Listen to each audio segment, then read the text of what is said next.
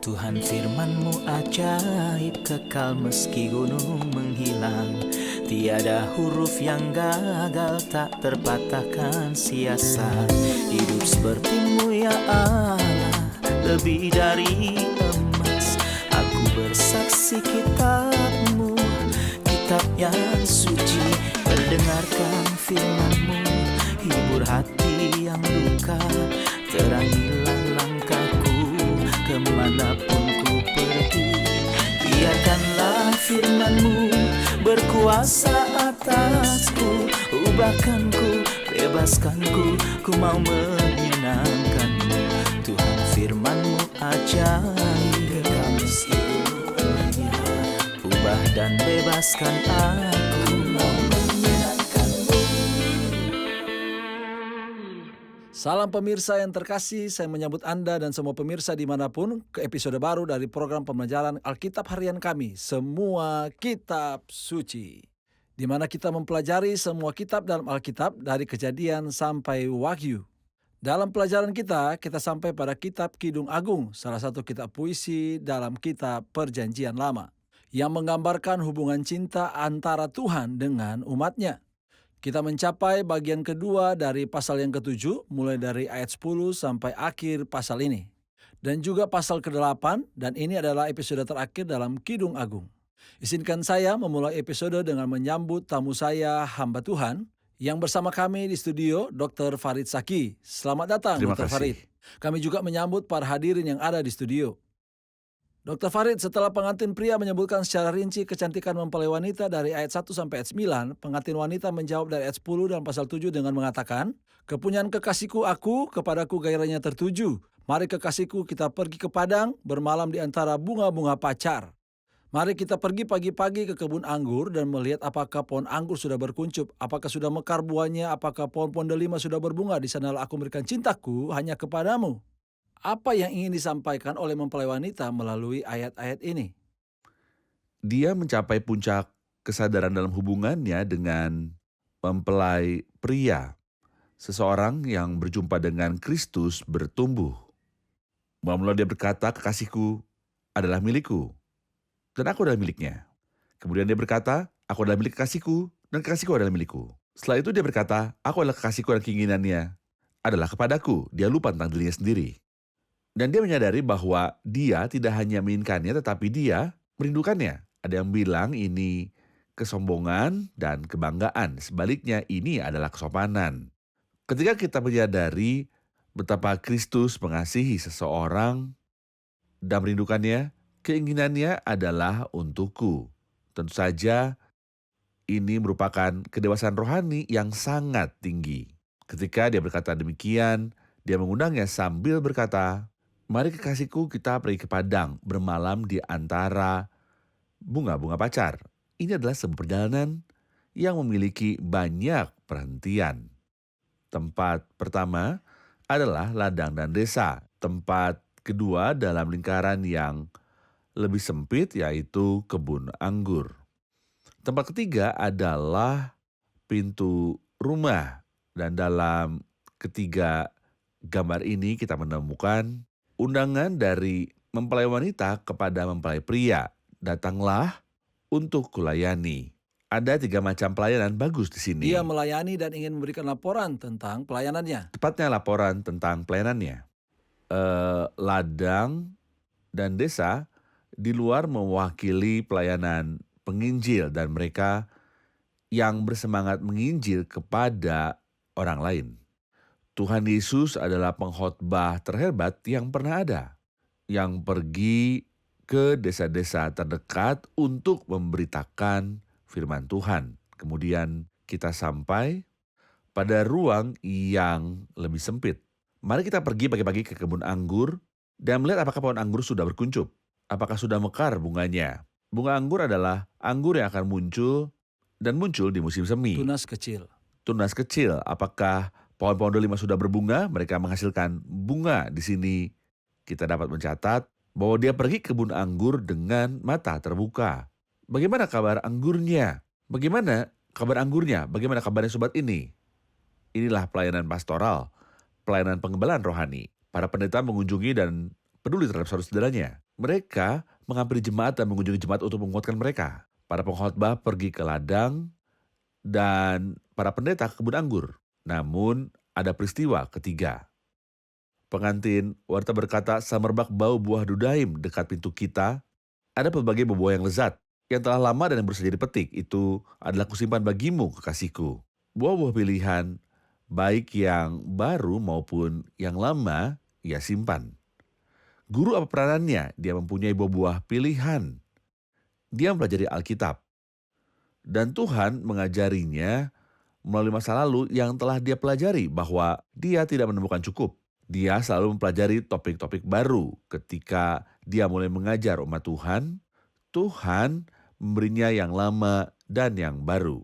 Kristus segala kemuliaan baginya dalam Matius 13 dalam perumpamaan tentang kerajaan surga dikatakan, karena itu setiap ahli Taurat yang menerima pelajaran dari hal kerajaan surga itu, semua tuan rumah yang mengeluarkan harta yang baru dan yang lama dari pemeliharaannya. Dia mempunyai ajaran baru, tetapi dia juga mengetahui ajaran lama yang dia pelajari sebelumnya. Ini adalah 3 gambaran indah untuk pelayanan. Terima kasih, kita rehat dulu lalu kembali melanjutkan diskusi kita. Pemirsa yang terhormat, kita akan bertemu setelah rehat, jadi tetaplah bersama kami. Kecemburuan itu kejam seperti dunia orang mati. Kecemburuan tidak mengenal belas kasihan dan mudah marah. Stewart mengingatkan kita akan kecemburuan yang dahsyat, yang seperti dunia orang mati. Itulah yang mendorong Elia, yang begitu cemburu kepada Tuhan orang Baal dan membantai semua nabi Baal di sungai Kison. Kecemburuan itulah yang memprovokasi Rasul Paulus yang mengatakan, "Terkutuklah ia yang tidak mengasihi Allah." Maranatha. 1 Korintus 16 ayat yang ke-22. Nenek moyang kita tahu bahwa kecemburuan memiliki sifat yang mirip dengan dunia orang mati. Tetapi lebih dari itu, kecemburuan memiliki kasih yang besar kepada Tuhan Yesus, seperti yang dilakukan para nabi dan rasul yang memiliki keberanian begitu besar sehingga mereka bersedia mengorbankan nyawanya demi nama Tuhan. Berkuasa atasku, ubahkanku, bebaskanku, ku mau menyenangkanmu. Tuhan firman-Mu ajaib, kekal meskipun ubah dan bebaskan aku, mau menyenangkanmu. Kami kembali lagi pemirsa yang terkasih untuk melanjutkan pembahasan kita pada episode terakhir kita tentang Kitab Kidung Agung yang berakhir pada pasalnya yang ke-7. Dan pasalnya yang ke-8, ada pertanyaan? Saya dapat melihat dalam Kidung Agung bahwa ada pendekatan lain yang jauh dari pendekatan simbolik yang kita bahas di episode ini. Saya ingin mengetahui arti harafiah dari ayat-ayat ini. Semerbak bau buah dudaim, dekat pintu kita ada pelbagai buah-buah yang lezat yang telah lama dan yang baru saja dipetik. Itu telah kusimpan bagimu, kekasihku. Apa yang dimaksud dengan pengantin wanita? Apa arti harafiah dari ayat-ayat ini? Telah kita bahas sebagaimana kita menjelaskan makna simbolisnya. Gambaran di sini mengungkapkan keinginan mempelai wanita agar mempelai pria bersamanya dalam perjalanannya. Dia ingin pergi ke ladang, lalu dia ingin pergi ke kebun anggur, dan akhirnya untuk kembali ke rumah. Ini adalah pernyataan harfiah. Dia berkata kepadanya, "Datanglah kekasihku, ikut denganku. Aku senang bersamamu." Poin kedua, dudaim mengeluarkan keharuman. Kita mencari kata dudaim dalam banyak terjemahan dan menemukan. Orang Jerman menggunakan kata apel cinta. Ini adalah sejenis buah yang mewakili cinta antara dua pasangan. Pengantin wanita berkata, "Semerbak bau buah dudaim dekat pintu kita," sebagai ekspresi cintanya padanya dan cintanya kepadanya. Dekat pintu kita, pintu tempat kita tinggal. Ada berbagai buah-buah yang lezat, buah yang sangat berharga, yang mahal, dan ada buah-buahan yang sangat berharga. Beberapa baru saja mulai tumbuh, muncul di pohonan, sementara yang lain sudah tua. Karena cintaku kepadamu, aku menyerahkan kepadamu kekasihku. Anda perlu memperhatikan seberapa jauh dia melekat padanya. Dia ingin dia bersamanya, dia juga menyiapkan segalanya. Untuknya, dia tidak menyimpan semuanya untuk diri sendiri, tapi dia menawarkan padanya. Mari kita lanjutkan pasal ke-8. Ini dimulai dengan sebuah keinginan. Bunyinya, "Oh, seandainya engkau saudaraku laki-laki yang menyusu pada buah dada ibuku. Akan kucium engkau bila kujumpai di luar, karena tak ada orang yang akan menghina aku. Akan kubimbing engkau dan kubawa ke rumah ibuku supaya engkau mengajar aku. Akan kuberi kepadamu anggur yang harum untuk diminum, air buah delimaku. Tangan kirinya ada di bawah kepalaku, tangan kanannya memeluk aku. Apa ini maksud dengan ayat-ayat yang dimulai dengan "Oh seandainya engkau"? Eh, untuk semua orang percaya dari semua zaman yang mendahului zaman kita, hubungan dengan Tuhan adalah sesuatu yang mereka harapkan. Gambarannya tidak terlalu jelas bagi mereka. Hal ini tidak sejelas dalam perjanjian baru. Bahkan teman-teman mengungkapkan keinginannya untuk menjalin hubungan intim dengannya, entah bagaimana cara mendapatkannya. Namun bagi kita dalam perjanjian baru, kita tidak punya keinginan belaka. Tapi kita punya jaminan. Dia berkata kepadanya, "Oh seandainya engkau saudaraku laki-laki, yang menyusup pada buah dada ibuku. Lalu apa yang akan terjadi? Saya ingin banyak hal, menemukanmu, mencium engkau, memimpinmu, membawamu ke rumah ibuku yang bisa mengajariku 5 keinginan. Namun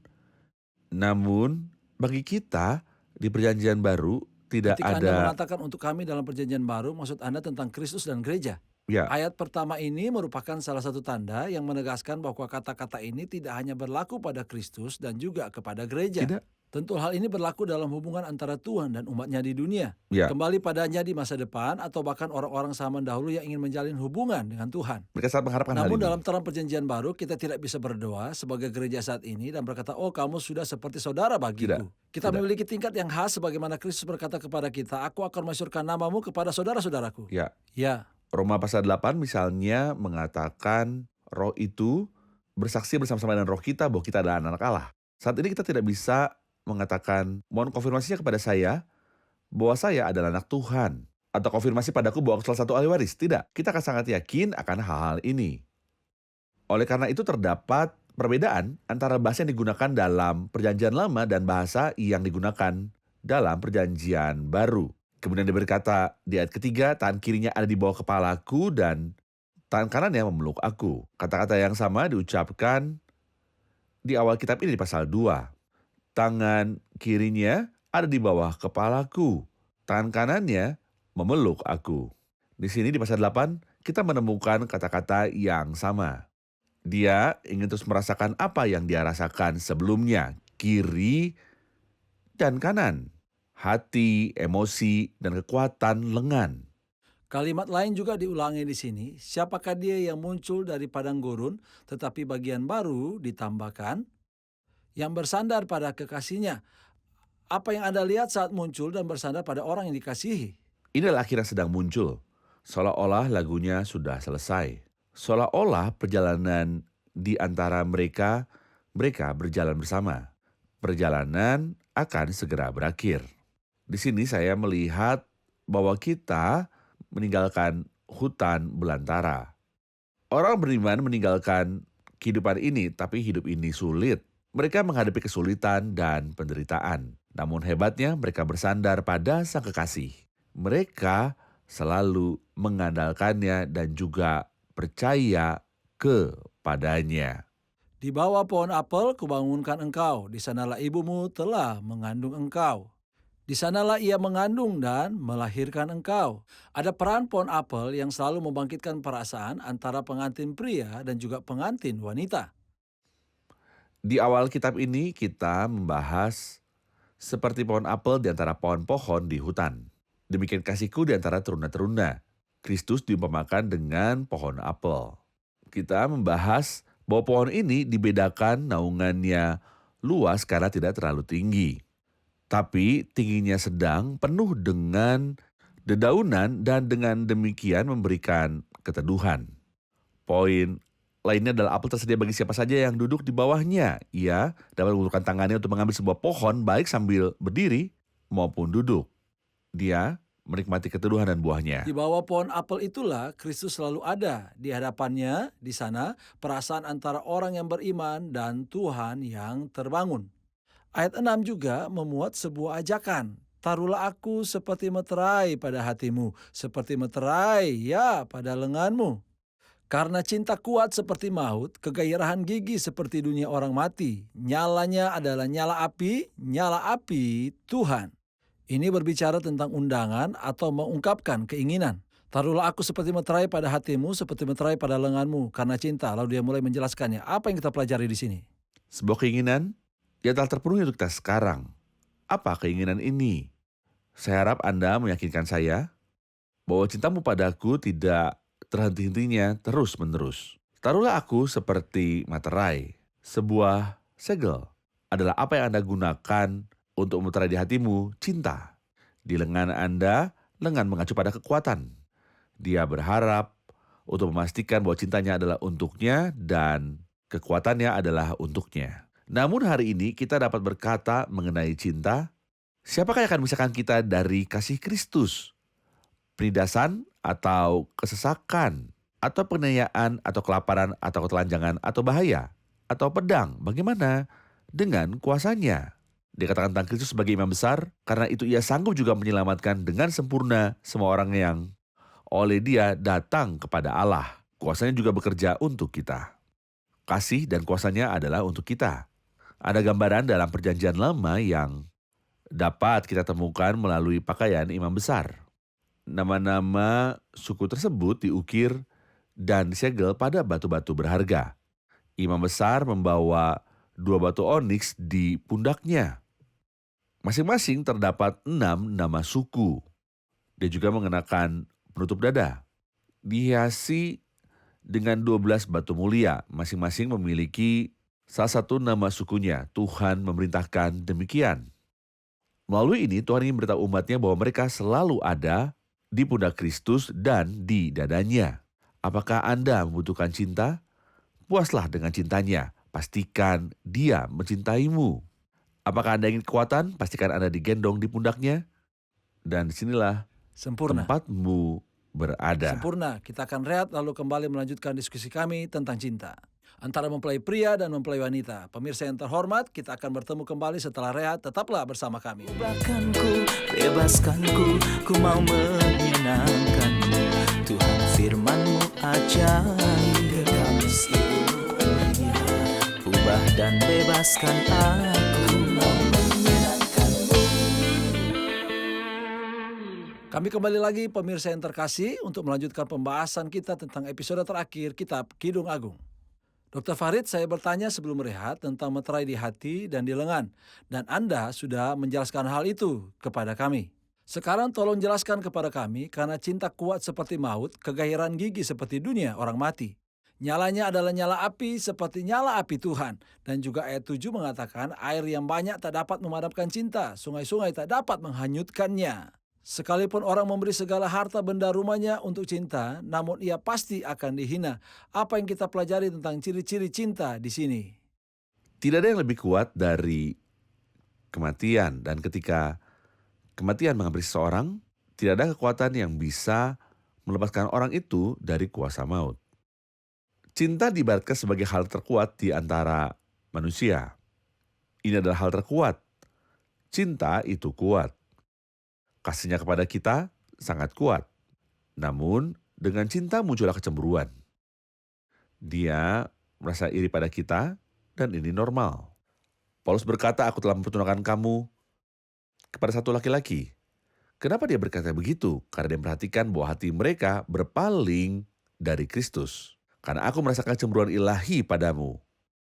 Sejak aku telah mempertunjukkan kamu kepada satu laki-laki untuk membawa kamu sebagai perawan suci kepada Kristus. Jadi cinta itu kuat. Namun kegairahan gigi seperti dunia orang mati, kuburan, mengacu kepada kematian dan kepada roh yang meninggalkan tubuh. Hal terkuat di antara manusia, cinta dan kecemburuan. Kilatan kecemburuan Tuhan bagaikan kilatan api karena Tuhan kita sedang menghanguskan api. Lalu dia berkata, air yang banyak tak dapat memadamkan cinta, sungai-sungai tak dapat menghanyutkannya. Menghanyutkan. Artinya semua faktor itu bisa memadamkan cinta, namun tidak akan berhasil. Kita juga seharusnya menerima bantuan dari Tuhan. Sehingga dari pihak kita, apapun yang terjadi, kasih kita kepada Tuhan tidak akan terpengaruh. Seperti yang dikatakan setelah ini, sekalipun orang memberikan segala harta benda rumahnya untuk cinta, namun ia pasti akan dihina, sehingga menyajikan banyak penerapan. Penerapan pertama menyangkut kita. Apa yang Tuhan inginkan dari kita? kerja keras dan bekerja? Tidak. Cinta? Apa kita mencintainya atau tidak? Simon anak Yohanes, apa kamu mengasihi aku? Hal yang Tuhan cari dan tunggu adalah kasih. Tapi saya juga ingin menerapkan ini dalam hubungan antara suami dan istri. Apa yang ditunggu seorang istri dari suaminya? Barang-barang, hadiah, ini baik. Tapi jika dia memberikan semua itu tanpa menyatakan cintanya, semua itu tidak akan dianggap apa-apa. Cinta adalah hal yang paling Tuhan harapkan dari kita. Dan itu dicari dalam kehidupan keluarga kita. Sempurna. Saya beri kesempatan para hadirin untuk bertanya. Ada pertanyaan?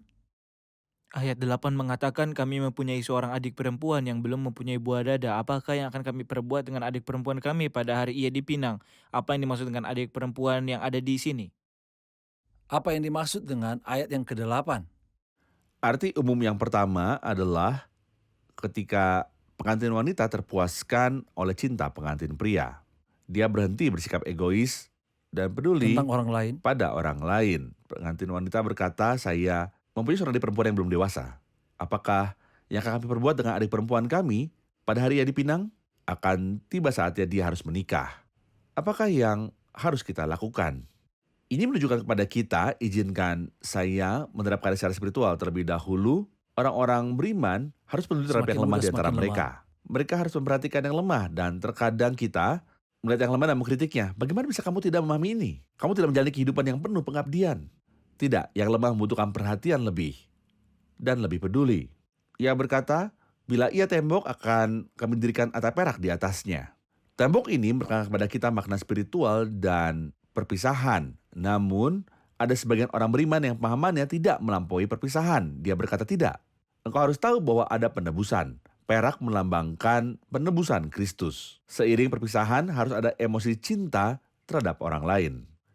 Di mana saya mengungkapkan nilai penebusan yang Kristus lakukan untuk kita. Bila ia pintu, akan kami palangi dia dengan palang kayu aras. Di sini kita melihat sebuah pintu yang sedang dibungkus. Apa yang diceritakan oleh papan kayu aras kepada kita tentang Kristus? Sebuah pintu tempat orang masuk dan keluar, tapi masuk dan keluar bukanlah hal yang penting. Yang penting adalah orang-orang melihat pohon aras, yaitu Kristus. Inilah yang menyangkut aspek spiritual. Namun kita tidak akan melupakan aspek kenabiannya. Yang menyangkut sisa orang percaya setia. Yang akan kembali kepada Yang akan Tuhan? kembali, dia berkata, aku punya adik perempuan yang belum dewasa. Suku Yehuda dan Benyamin akan kembali kepada Tuhan pada awalnya. Namun mereka memiliki saudara laki-laki 10 suku. Berserakan, kurang kedewasaan rohani. Dia sibuk memikirkan mereka. Dan apa yang bisa dia lakukan untuk mereka? Dia bilang, aku akan memastikan memberi mereka perak. Memberitahu mereka tentang penebusan Kristus dan juga kemuliaan Kristus, papan-papan kayu aras. Sempurna. Dalam ayat 13 dan 14 mengakhiri kitab dan episodenya juga. Hai penghuni kebun, teman-teman memperhatikan suaramu. Perdengarkanlah itu kepadaku. Dan dia menjawab, cepat kekasihku, berlakulah seperti kijang atau seperti anak rusa di atas gunung-gunung tanaman rempah-rempah. Yang menarik perhatianku adalah setiap kali mempelai wanita berkata, marilah kekasihku, tapi di sini dia berkata cepat kekasihku. Apa yang kita pelajari dari ayat ini? Pertama, di sini kita sampai pada puncak akhir kitab ini. Bagian ini adalah kemenangan dan penobatan cinta. Dia rindu mempelai wanita berbicara. Hai penghuni kebun, teman-teman memperhatikan suaramu. Perdengarkanlah itu kepadaku, hiduplah sesuai saksi bagiku. Renungkan aku dan bicara tentang aku terus-menerus. Dia menjawab dengan mengatakan, cepat kekasihku. Berlakulah seperti kijang. Dia merindukan kedatangannya di lain waktu agar dia bisa bersatu dengannya. Dia ingin memberitahunya, aku sangat merindukanmu, jadi cepatlah datang. Datang untuk membawaku dari sini bersama-sama. Ayo pergi bersama. Tergesa-gesa seperti kijang yang cepat dan seperti seekor rusa jantan muda yang melompat ke atas bukit dan di pegunungan tinggi. Kitab Ubu ditutup dengan nada yang berbeda. Kerinduan akan persatuan abadi tanpa perpisahan. Sepanjang kitab dia memanggilnya, datanglah kekasihku, datanglah kekasihku, ketika dia datang untuk membawanya. Dia membawanya seolah-olah mereka berdua melarikan diri dari bumi. Dia merindukan saat ini ketika dia tidak lagi sendirian, tapi dia pergi bersamanya, dia membawanya dari tempat ini. Amin. Tuhan memberkati Anda, Dr. Farid. Saya sangat menikmati firman Tuhan dan belajar bersama Anda. Hatiku dipenuhi dengan penyembahan kepada Tuhan setiap saya membaca setiap kata dan memahami isi hatinya bagi orang-orang yang beriman. Dia sangat Amin. mencintai orang-orang beriman karena cinta kuat seperti maut. Kegairahan gigi seperti dunia orang mati. Terima kasih, kita akan menyimpulkan episodenya sekarang. Setelah kita menyimpulkan episode ini, saya berharap kita juga dapat mengstudi ini dengan sebuah Amin. doa. Agar Tuhan menjadikan pelajaran kita suatu berkat bagi setiap Amin. pemirsa. Mari kita tinjau episode ini dan kemudian berdoa. Apa yang Anda pelajari? Alkitab itu hebat dan Tuhan kita jauh lebih besar. Saya mendorong siapapun yang meragukan Alkitab atau skeptis terhadapnya untuk membacanya terlebih dahulu, dan saya yakin firman akan menarik perhatian kita. Amin. Kita berada di hutan belantara, tetapi kita tidak sendirian dan kita tidak bisa berjalan sendirian. Namun siapakah dia yang muncul di padang gurun yang bersandar pada kekasihnya? Amin. Setelah mempelajari kitab ini, saya menyadari betapa manis dan indahnya ini. Bukan kitabnya saja, tapi juga pengantin prianya. Rasa rinduku padanya semakin bertambah. Tepat sekali seperti yang dikatakan pengantin wanita di akhir, bahwa dia ingin melihat dia untuk memintanya agar bergegas. Aku berkata padanya, hari di mana kita bertemu akan menjadi hari terbaik yang pernah ada. Terima kasih, Tuhan memberkati Anda. Kita akan bertemu lagi mudah-mudahan dengan mempelajari kitab yang baru. Dr. Farid, mari kita doakan setiap pemirsa kita. Amin. Tuhan kami yang berharga, Yesus Kristus, terima kasih telah memberi kami wawasan untuk mempercayai Engkau dan juga untuk mencintai kitab-Mu dan untuk mempelajarinya. Kami mempercayakan kepada Engkau pelajaran tentang kitab Kidung Agung ini. Mempercayai dan meminta-Mu untuk menggunakannya sebagai berkat bagi banyak orang. Silakan ungkapkan demi kedewasaan untuk pertumbuhan spiritual, agar lebih banyak keinginan untuk belajar dan menjadi saksi bagimu. Kami persembahkan padamu semua pekerjaan ini, meminta-Mu untuk menjadikannya sesuatu yang memuliakan nama-Mu dan bermanfaat bagi semua orang. Bagimu Tuhan Yesus adalah segala kemuliaan. Amin. Amin. Pemirsa yang terkasih, kami bersyukur kepada Tuhan, kami sampai pada akhir episode ini. Hal yang paling berharga yang bisa kutinggalkan pada Anda adalah mendorong Anda untuk terus membaca Alkitab dan memanfaatkan doa saudara Farid untuk Anda dan pemirsa semuanya, sehingga melalui pembelajaran ini Tuhan membimbing Anda untuk mengasihi Dia. Juga kata-kata terakhir dari kitab ini, cepat kekasihku. Datanglah kekasihku, kami merindukanmu ya Tuhan. Ketahuilah dengan pasti bahwa ketika Tuhan datang, dia akan membawa orang-orang yang beriman saja. Pengantin wanitanya saja, dia hanya akan membawa mereka yang menerimanya sebagai juru selamat pribadi. Jika Kristus datang, maukah Anda bersama dia di surga, membawamu bersamanya, merindukan dia dan hidup bersamanya di dalam kekekalan? Terimalah Kristus sebagai juru selamat pribadi Anda. Katakan padanya, amin, datanglah Tuhan Yesus. Dan dengarkan dia berkata, aku segera datang. Amin, datanglah Tuhan Yesus. Kita akan bertemu di episode baru dan kitab baru. Anugerahnya terus menyertai saudara.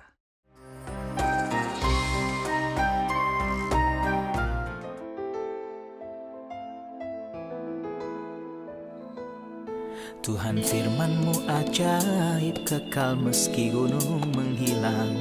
Tiada huruf yang gagal, tak terpatahkan sia-sia. Hidup seperti-Mu ya Allah, lebih dari emas. Aku bersaksi kitab-Mu, kitab yang suci. Terdengarkan firman-Mu, hibur hati yang luka. Terangilah langkahku kemanapun ku pergi. Biarkanlah firman-Mu berkuasa atasku. Ubahkanku, bebaskanku, ku mau menyenangkan-Mu.